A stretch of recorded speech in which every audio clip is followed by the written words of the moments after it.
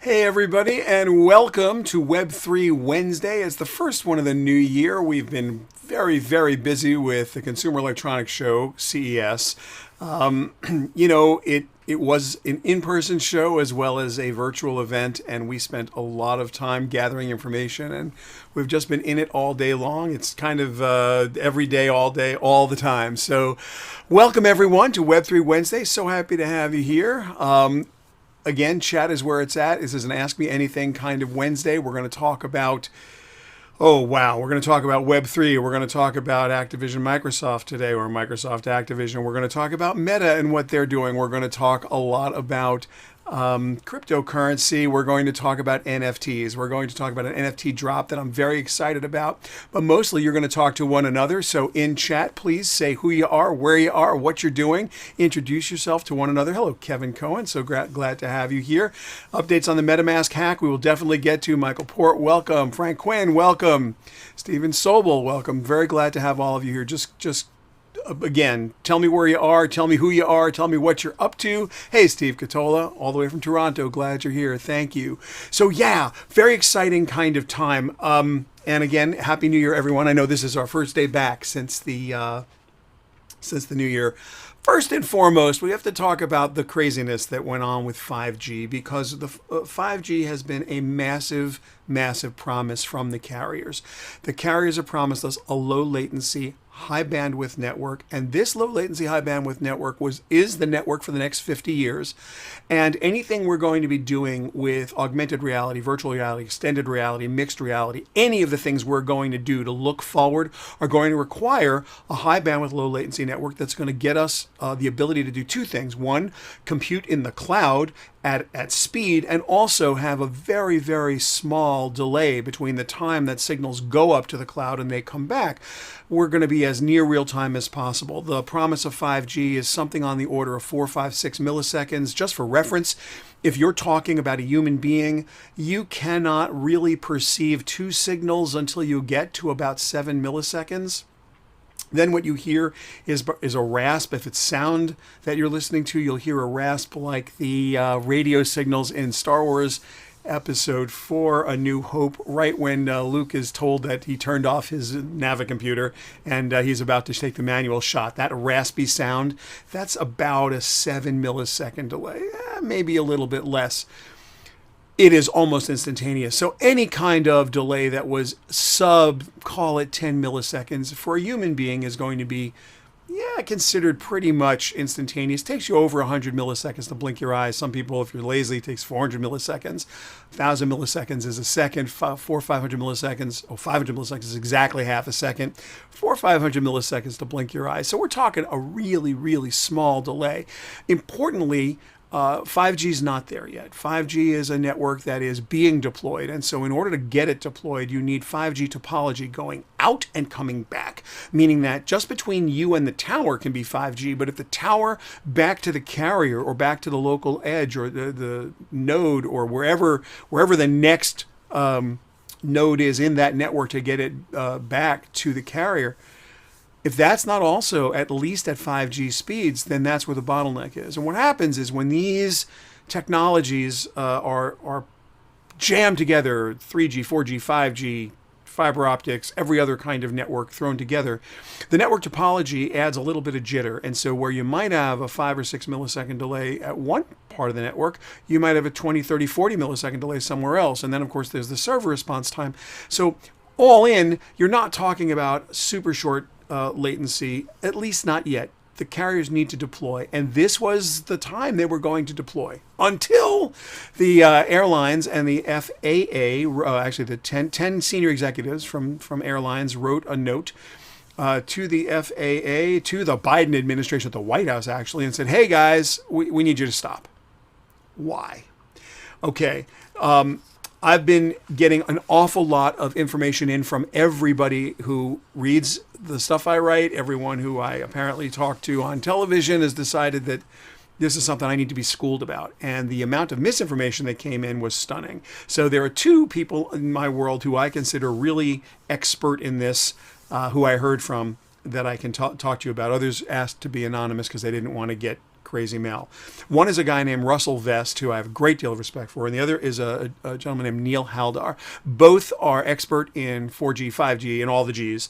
And they've reached out to me. So I want to just tell you a little bit about what they said and what I know to be a fact. So before we get into what they said, there's mid-band and there's C-band. And while they are often used interchangeably, I've received an awful lot of people telling me about the C-band auction, an awful lot of people telling me about the mid-band auction.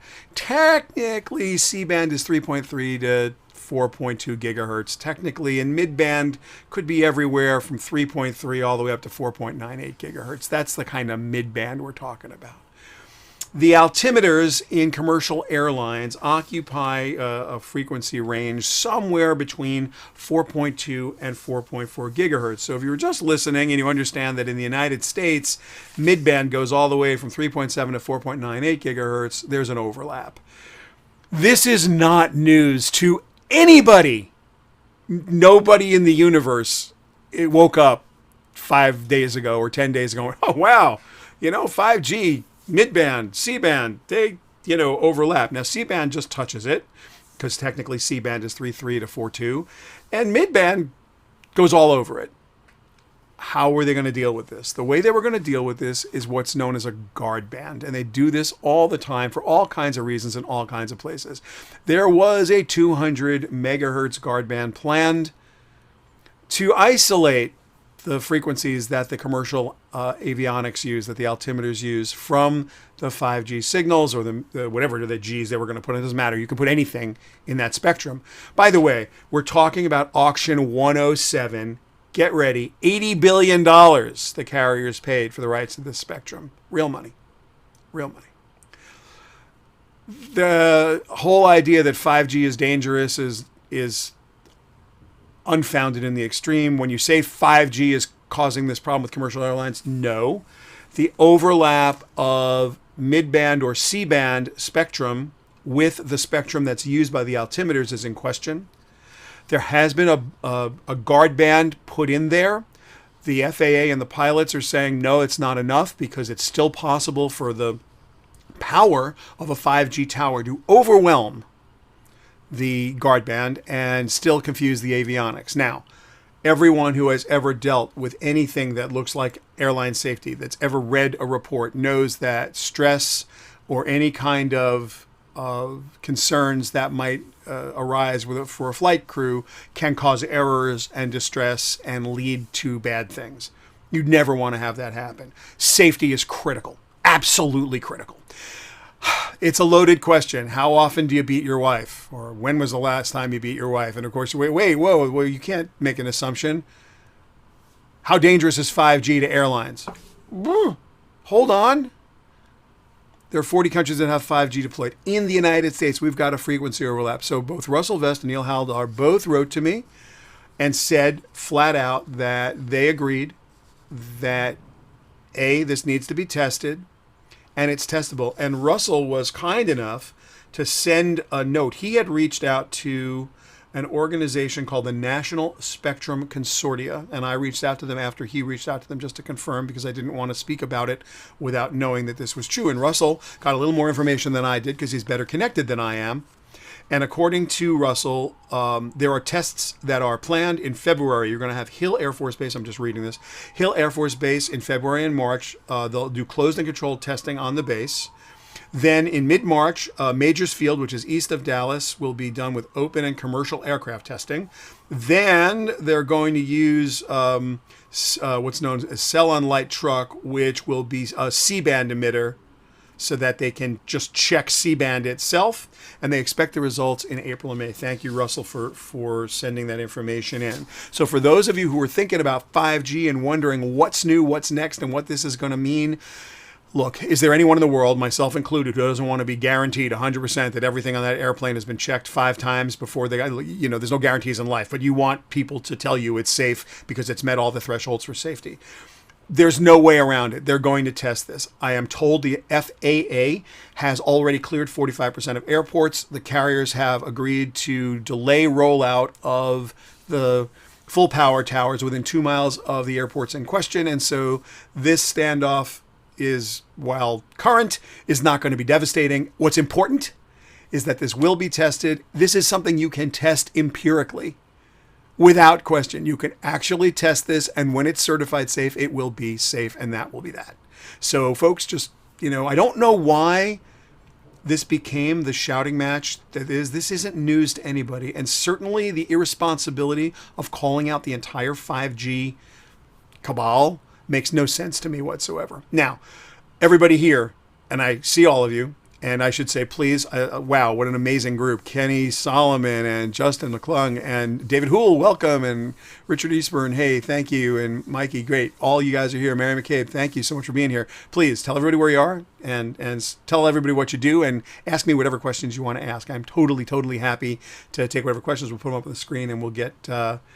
And we'll get going here. But I just want to clear up this 5G situation. Anyone here who has ever heard me speak knows that I believe that 5G at the moment is purely marketing hype. It is, from a consumer perspective, 95% BS and 5% BS. And why? Because you can't make a faster phone call. You can't watch a faster stream. You can download and upload faster. You can play a first-person shooter with lower latency, and you can play that faster, and it does help the gameplay, but only if everybody is on a level playing field. So if the network topology isn't great between the two players, the fact that they're having really low latency doesn't mean that the game is going to be played any better. 4G, 5G from a consumer perspective, no, there's just nothing there. For the carriers, it's amazing because they don't have to go into your home. Once they figure out how to get you fixed wireless, once your television is on 5G and everything else is on 5G, sure, they don't have to roll a truck to your house anymore, and 100% of your internal maintenance will be done by you. It's a giant cost savings to the carriers, but come on, folks, let's be serious. We don't need 5G till it's really there. They were trying to get us there right now, and for whatever reason, not happening. So I'm really a little sad about that. Okay, the next biggest thing that has happened in our world, and it's big. The next biggest thing is Microsoft Activision Blizzard. Microsoft Activision Blizzard is an unbelievable $75 billion deal that's supposed to happen. It's planned. I gotta say, that is a pretty exciting idea to me. It puts Microsoft in an unbelievable position. First of all, there are, I don't know how many games Activision Blizzard has that are unicorn games or billion dollar plus franchise games. I mean, it's unbelievable. Call of Duty, of course, but when you think about what they're going to do, and Microsoft's been buying video game studios for a long time. Activision's had some internal issues. It's time for them to sell for sure. They're getting way more money than anybody thought anybody would ever get for anything. So that's impressive. If you're the shareholders of Activision Blizzard, you are going to be happy no matter what. Really happy. So now, what does this mean to the metaverse? What does this mean to the future of video gaming in general? All of the virtual world tools that we are thinking about are coming from a couple of places. Omniverse with NVIDIA and Unreal Engine and all the folks at Microsoft who have got so much time and energy into things like their HoloLens and their understanding of virtual reality and augmented reality for training. There are very few organizations in the world that know more about video gaming than the nice people at the Xbox part of Microsoft. So when we start thinking about a centralized metaverse, where everything's together in one place under the rule of one overlord, Microsoft seems to be positioned to be one of the overlords. The other overlord in your world, and of course we know this because it's the declared overlord, is Mark Zuckerberg.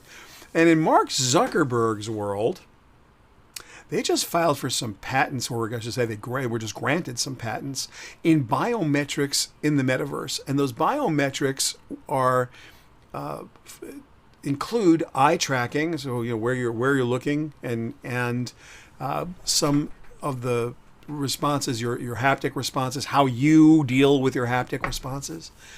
And so we're now in a really funny place. You got Microsoft and Activision Blizzard coming together and we're going to see this massive kind of metaverse, centralized metaverse world.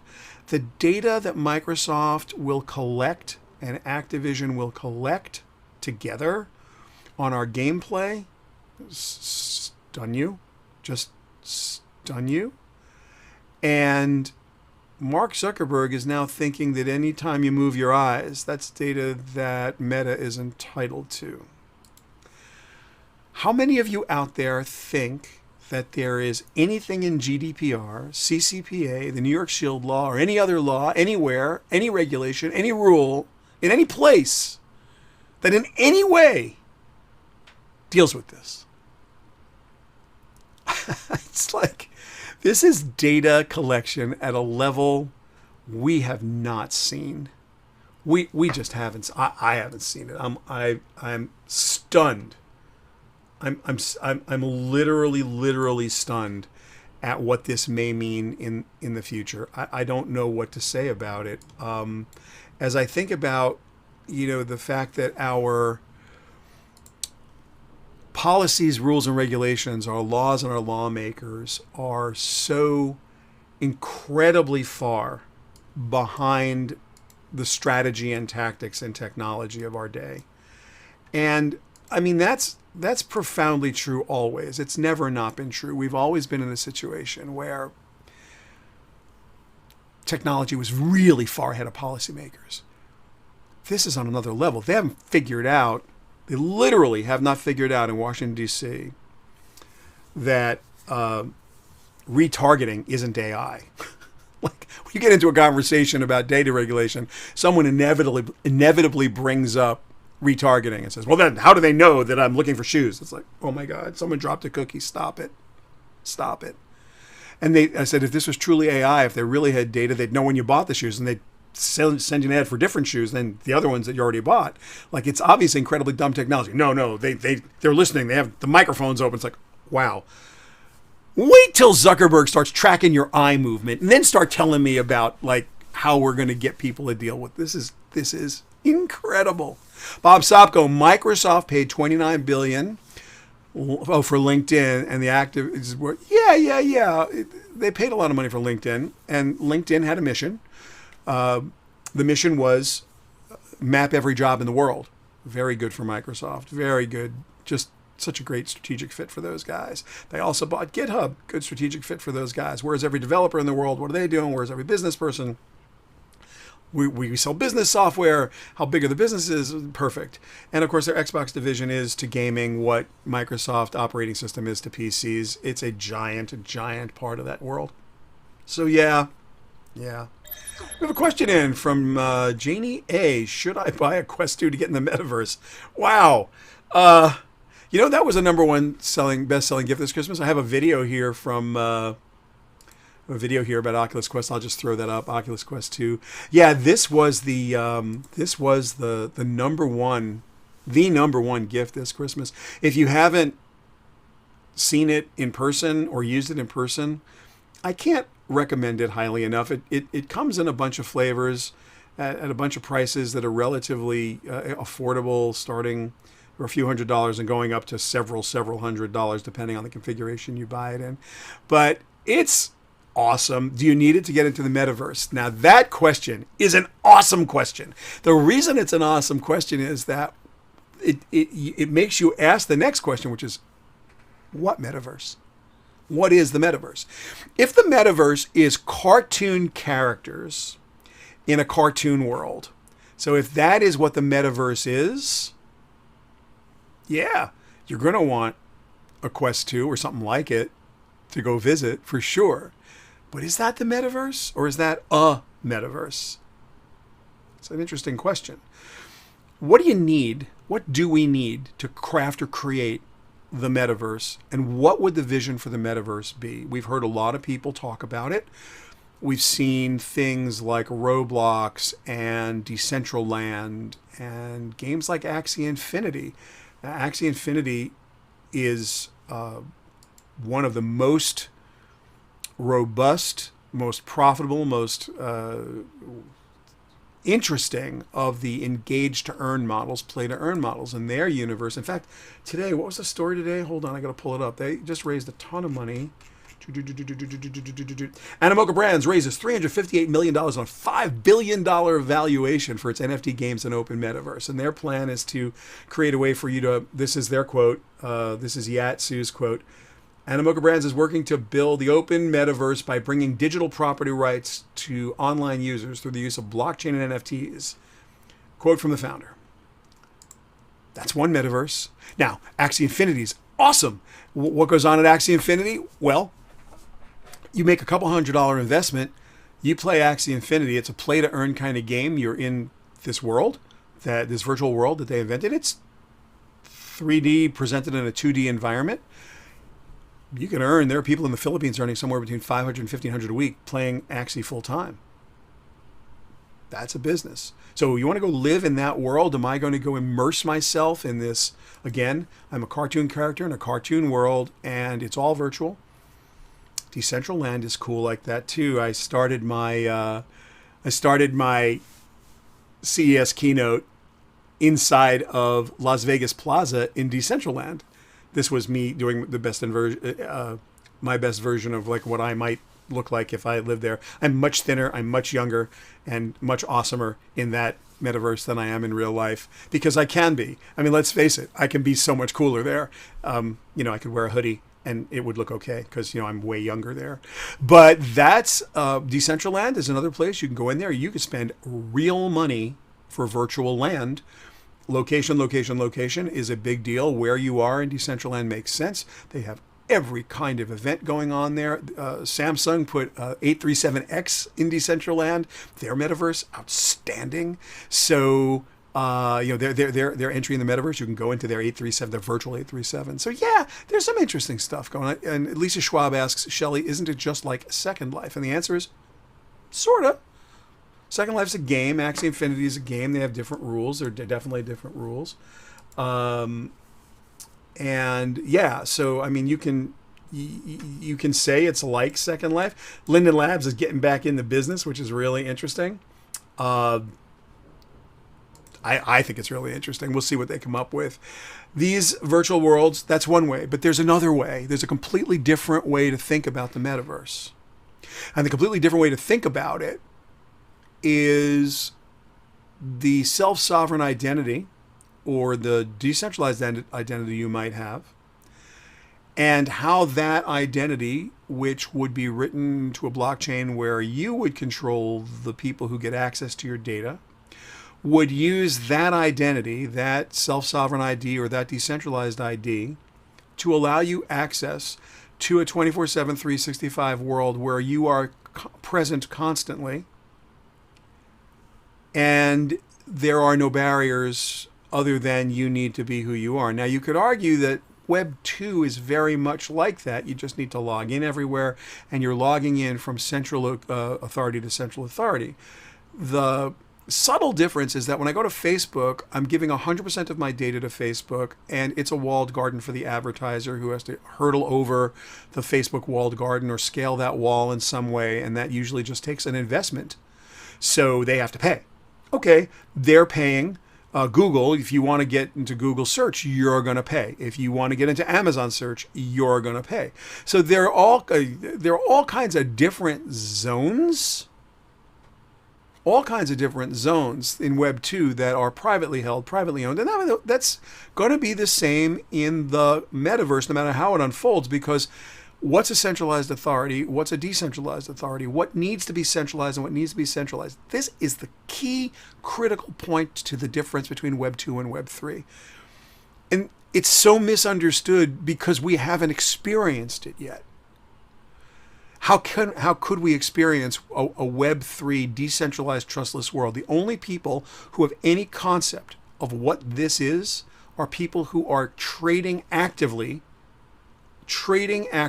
in decentralized exchanges and taking the risk. And that is a big deal, right? I've got a question here from Kevin C. Any updates on your MetaMask hack? Okay, Kevin C., thank you for that very painful moment. For those of you who don't know, about mid-December, I got nailed for $400 worth of crypto out of my MetaMask wallet. it was a software-only wallet, hot wallet. My rules on hot wallet are no more than $400 in your hot wallet ever, no matter what. That's my threshold. Yours might be lower or higher. Mine was that.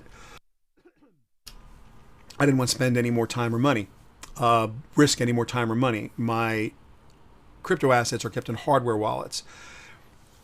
The update on my crypto hack is that the money's gone. There's nothing I can do about it. No one knows how it happened. I don't know how it happened, but I've made a lot of changes. And very quickly, I'll tell you what those changes are so that you can make them too. Change number one, I don't use a software wallet, a hot wallet at all anymore. I won't use any just hot wallet. Will not do it for any reason under any circumstances. Just don't. What I have done is, under the direction and tutelage of Jacob Cantelli, who's the lead of operations at MetaMask, first, I attached a brand new MetaMask wallet to one of my hardware wallets.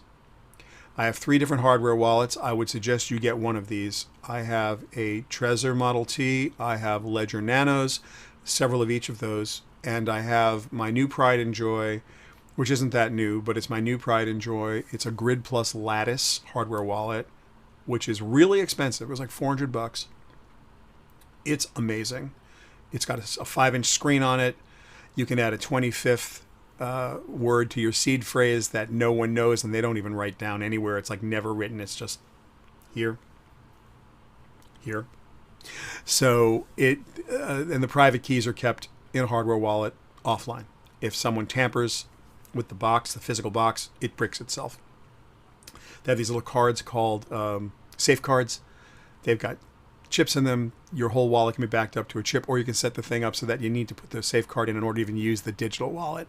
I really, really like it.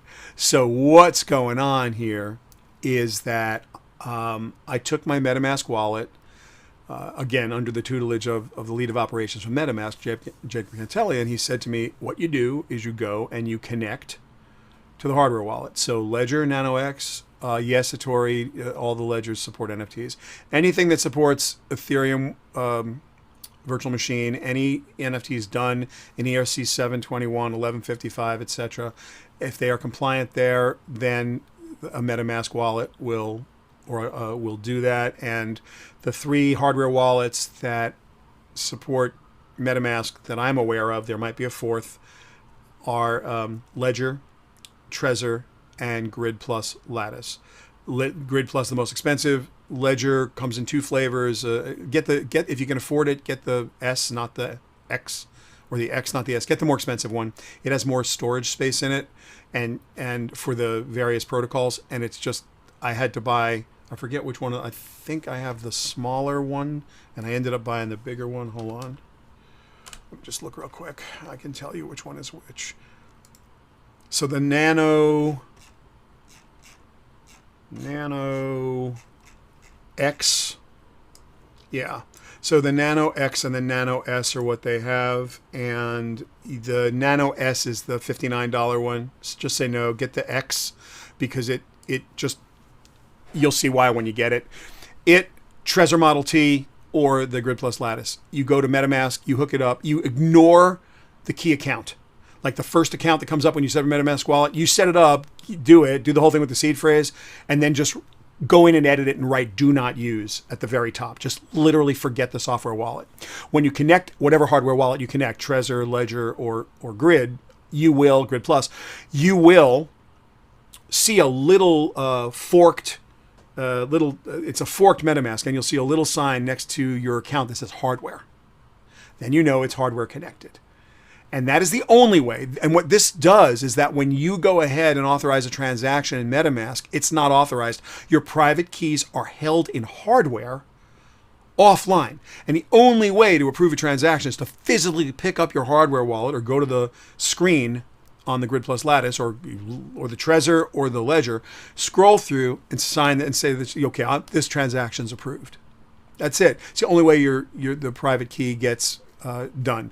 I would also tell you flat out, no matter what, when you connect to a website, with your wallet, do yourself a favor. When you're done with that website, go in and disconnect. Ain't going to hurt anybody. You always connect next time. It's one button press. Why would you leave anything connected to anything in the world right now? And lastly, and people are going to argue with me about this, and they have, and it's a drag, and I apologize for what I'm about to say, but life is what life is. You're far less likely to get nailed in a Mac OS environment than in a Windows environment. There's just too many holes in your Windows PC, too many security attack vectors where you can just get hurt.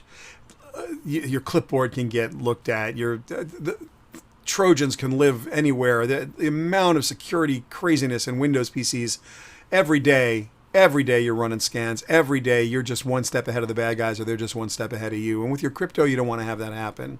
So what I do, and this is me, and this is what I was told to do by the people at MetaMask, and what I was told to do by 3 different security experts who I queried to try and help me with my MetaMask hack. And this is the unanimous advice of 4 different experts, 1 from MetaMask itself and 3 from security companies and agencies. Do this on a Mac and stay offline wherever you can with your crypto.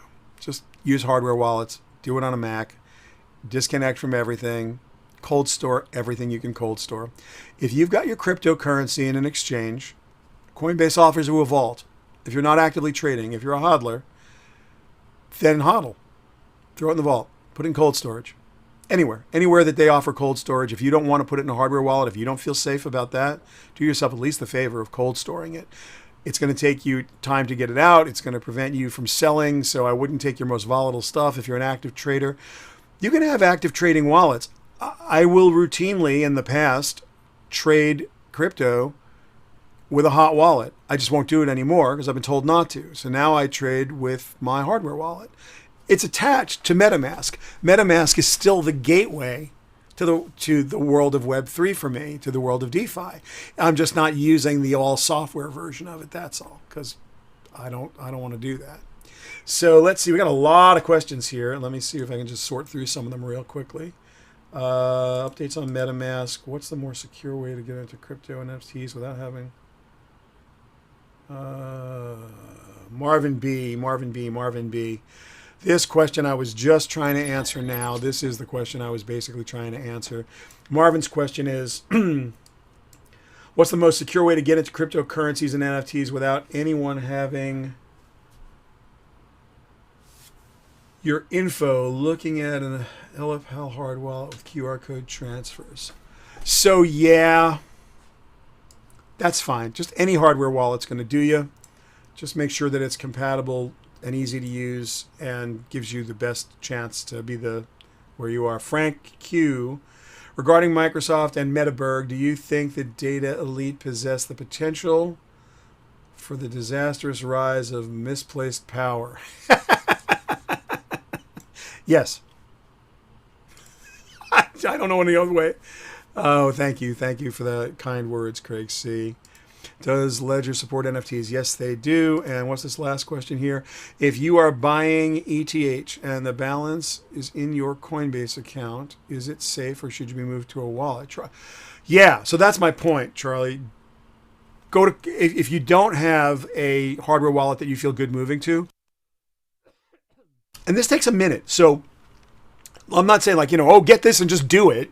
You don't just do it. You have to read about it and get into it, and you move a small amount first, and you get comfortable and facile, and it's going to cost you gas fees, and it's going to hurt a little bit. You move $100, and it costs you $9 or $12 to do it, and you say to yourself, "Damn, I spent $12 to learn how to do something." It's better than blowing the $100. It's better than blowing $1,000. You have $1,000 worth of crypto. You set it to the wrong wallet, it's gone forever. You put the wrong address in, you misunderstand what you're doing, and that's it. You're doomed. It's done. So it is much better to start small. And just figure out what you need to do it. And it is, so if you're not comfortable with that process, that's cool. If you're not comfortable with that process, just take your money that's in Coinbase. They offer a vault. They offer cold storage on Coinbase. Put your stuff there. You're going to hold it forever. You own Bitcoin or Ethereum, unless you are out of your mind, there's no point in trading it actively unless you're an active trader, in which case you wouldn't be here asking me the question. So if you bought it to hold it, let them hold it for you if you're not comfortable holding it. One thing I wanted to talk to everybody about today, I forgot, so thank you. Metacademy.xyz is going to go online. It is a .xyz, medacademy.xyz. Please go there and sign up. This is going to be our completely free journey. It's our idea of the world's very first earn while you learn cryptocurrency and NFT courses. We're gonna teach you everything. You're gonna learn how the blockchain works. You're gonna learn how to send crypto. You're gonna learn how to mint an NFT. You're gonna learn all kinds of stuff. And the nice thing about medacademy.xyz, it is completely free, and you are going to be using Test ETH.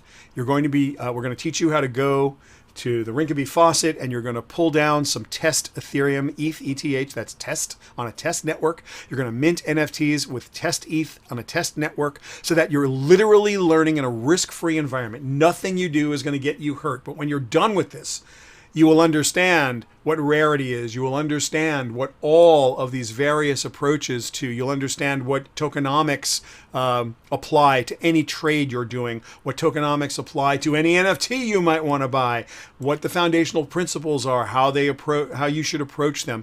You will learn all that stuff. medacademy.xyz. It's going to go online in a week or so. We're hoping maybe as early as next Monday, but certainly not much longer than that. And I hope that you will sign up at medacademy.xyz and start learning. We set this up. I was going to write another book. You all know I have this book out that blockchain. It's on Amazon. It's an ebook and a paperback book. This is the second edition that's out right now, and it's awesome, and it's been doing very well. And thanks to everybody who bought it and all that. I really appreciate it. The problem with my book, and it's not really a problem, it's just the nature of a book, is that it's a book and I can't keep it updated. medacademy.xyz, I'm going to keep updated every single day. It's going to be evolving. It's a dynamic document. It's a learning management system that we're building in a Web3 environment. So we're even going to teach you how to do that, and you'll learn the difference between Web 2 and Web 3.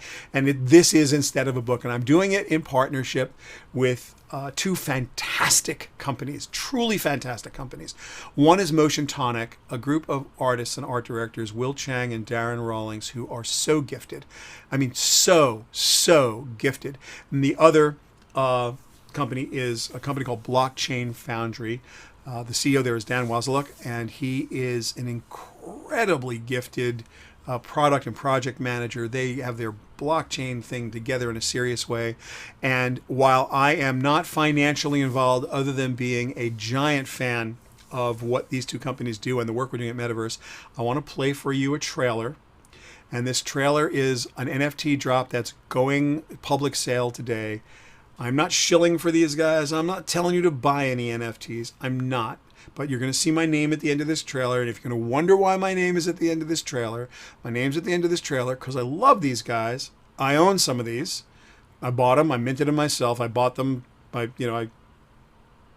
went and minted them for a lot of gas money, actually, because gas prices were high, but I wanted them. And so I was lucky enough to get into pre-sale. Public sale is today. So have a look at this work. I think you'll like it. I'm not telling you to buy anything. But when you ask me why my name is on this trailer, it's because I worked with these guys as a consultant. They are working together with me on MetaCademy, which you will love. So this is Cat Bonica.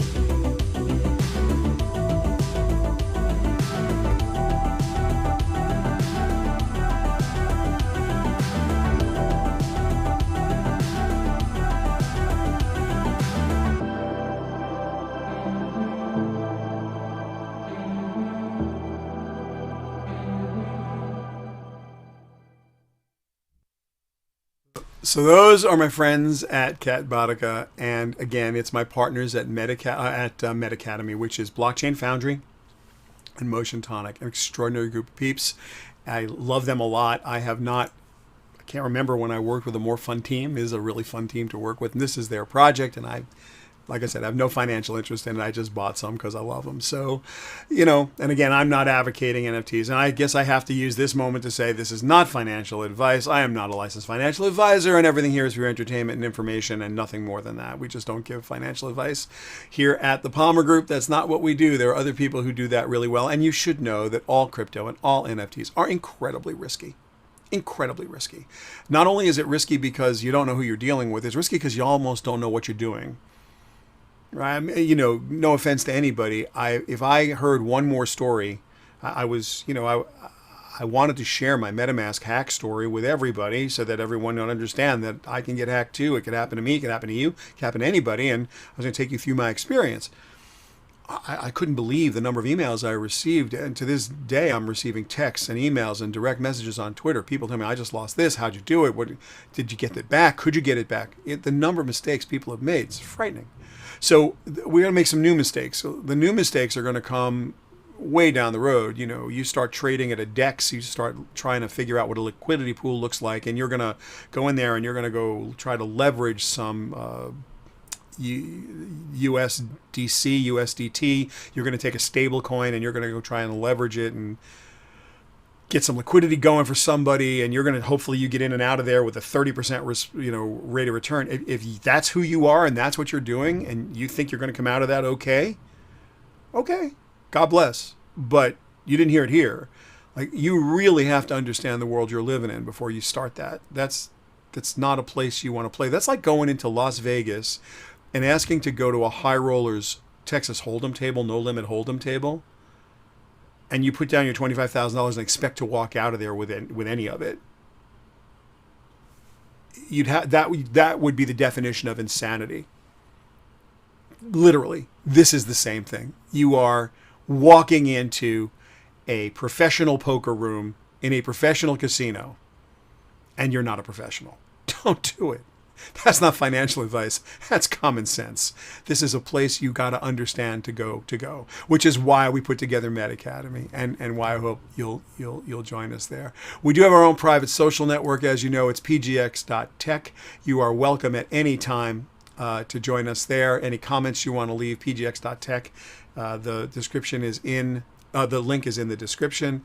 And lastly, anything you want to know at all about what we're doing, you go to shellypalmer.com/blockchain. Please write to me. I want to hear from you. So Shelly@shellypalmer.com is my actual email address.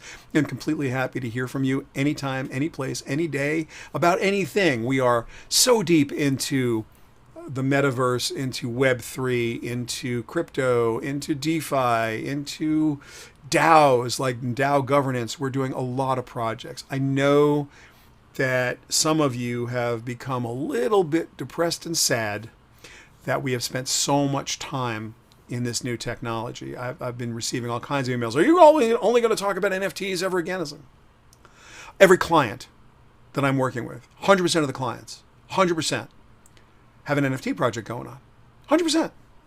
I don't have one client that isn't leveraging our knowledge and our understanding and our technology and our engineers to build projects. So yeah, this is the cutting edge of Engage to Earn is the cutting edge of the media business. It's the cutting edge of the entertainment business. It's literally what is happening now. So yes, of course we're in it.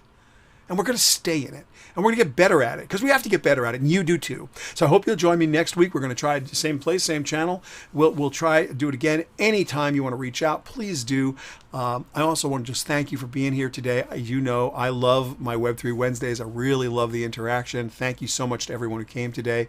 And let's do it again soon. Stay safe, because it's just absolutely crazy out there. So we'll see you next time. Take care.